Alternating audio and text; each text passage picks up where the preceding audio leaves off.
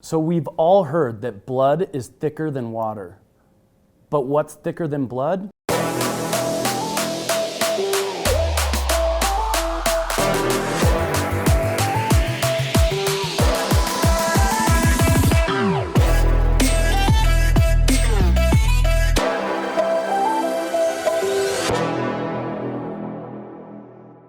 So many times in my life, growing up, my family, they made it very, very important that we always took care of our family members. Like, no matter what, if something was going wrong, it didn't matter if it was a cousin, long lost third brother, cousin, it didn't matter who it was in our family.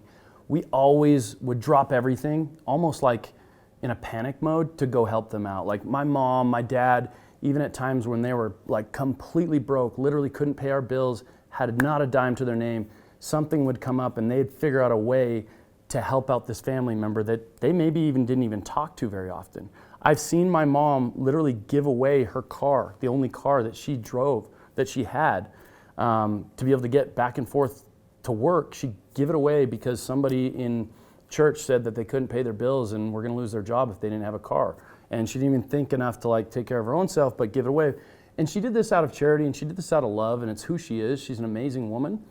But we've also, a lot of us have been programmed that family, blood is thicker than water, and we have to take care of our family first.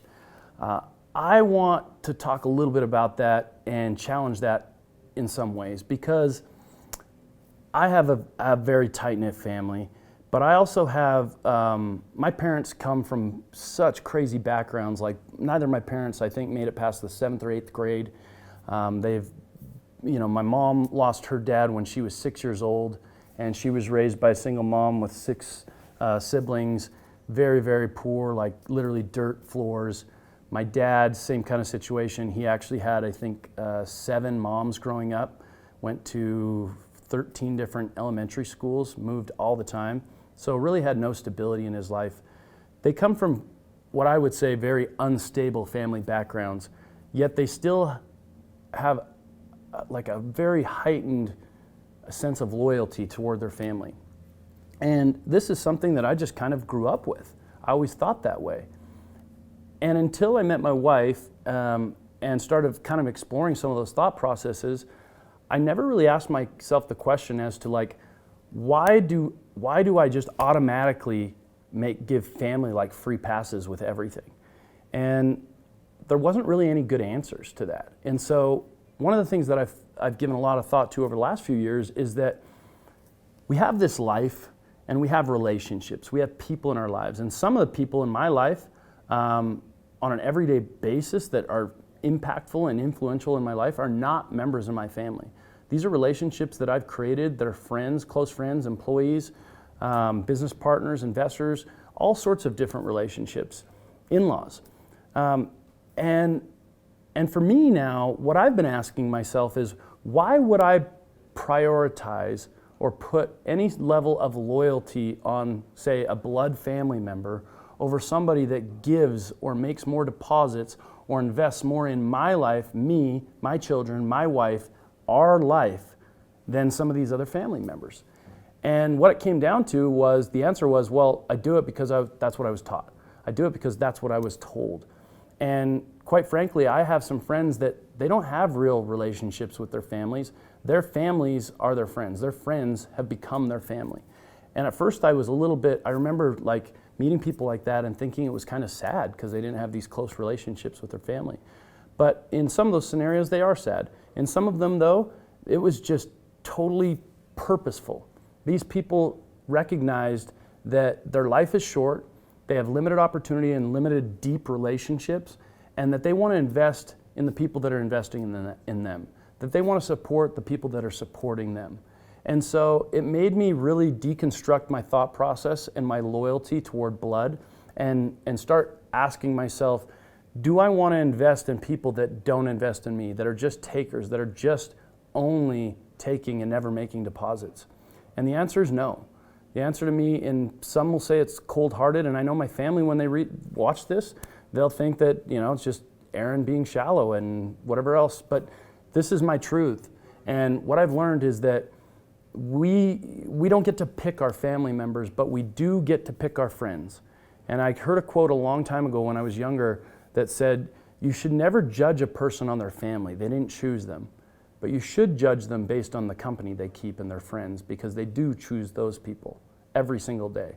And because this is our story and we get to edit often and rewrite our script every single day, and we get to update the character and the cast in it, we should make it a priority to invest in those people that are showing us reciprocity. They're showing us care, concern, love, that are making investments, that are making deposits, because those are the people that need it. They're doing that, they need it too. And now when I see people that have specifically chosen their circle, whether it's family or friends, and I'm not saying that it can't be both, they're not mutually exclusive. My best friend in the world is my brother, and he makes deposits. And but I have some family members that don't, and they just expect an extreme sense of loyalty, or for me to drop everything at the top of the hat, or to just dole it out because they're family. And I would just admonish that anybody that's watching this, take that inventory, evaluate the relationships with your family members and with everybody else those around you. And why do you have them? Are you giving them loyalty that's unconditional? Sure, with our kids, we're always going to give our kids unconditional love, right? But the time and energy, and even my siblings, you know, like my family members, I'm going to love them no matter what. But do I have to give them valuable time? Do I have to make the investments in the time and the effort if I'm getting nothing back? No, and neither should you. And we should also be that example to teach our children and to our friends that we should support those that support us, and they'll support us back. And you'll get so much more from a relationship like that than something that's just always one-sided. You're just always making the deposits. That is never going to be fulfilling, and ultimately it's going to leave you a little bit empty and a little bit hollow. But I've learned in making that transition to spending my time and energy on people that really truly care and are invested in me and my family, my children, my wife, that ultimately I'm way more fulfilled in those relationships too. So the answer to the, hey, what's thicker than, blood's thicker than water, but what's thicker than blood? It's loyalty. It's investment. It's those relationships that are equally yoked. So look for those, find those, but more importantly, be those. If you enjoyed this video, please like it. If you found value in it, please share it with those that you care about. And if you want to see more of this stuff, please subscribe.